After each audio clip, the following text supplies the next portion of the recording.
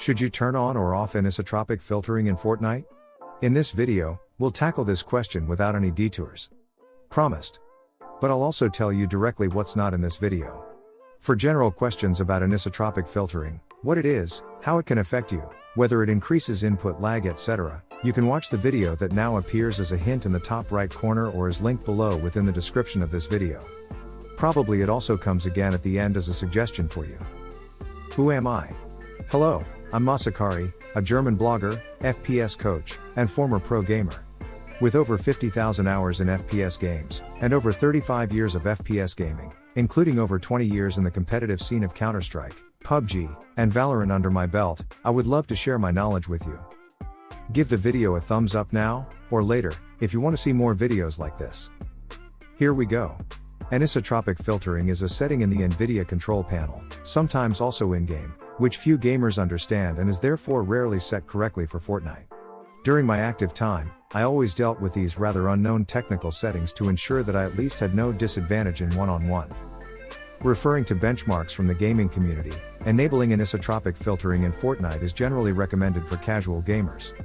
The image sharpness is greatly improved at longer distances. As a result, distant objects in Fortnite seem much more high quality, particularly when viewed at extreme angles. The performance losses in FPS are in the low single-digit range. The default setting in the NVIDIA control panel is application controlled. Thus, the in-game settings take effect, and most games, especially FPS games, have the corresponding setting options.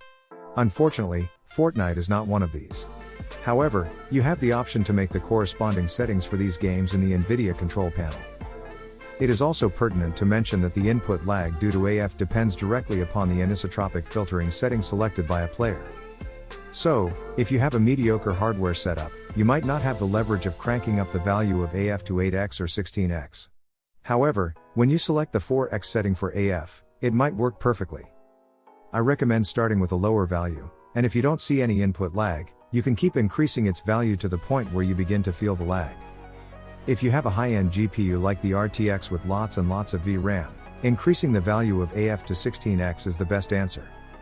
However, if you are using a low-end GPU and just want to have the best gaming experience in Fortnite with this limited hardware, you will need to tweak the settings to get the most out of your first-person shooter gaming sessions.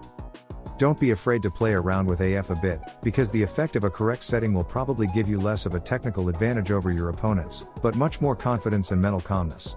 Thanks for watching, don't miss our next videos, and subscribe now. As always, happy fragging. My nickname is Masakari, Meep and out.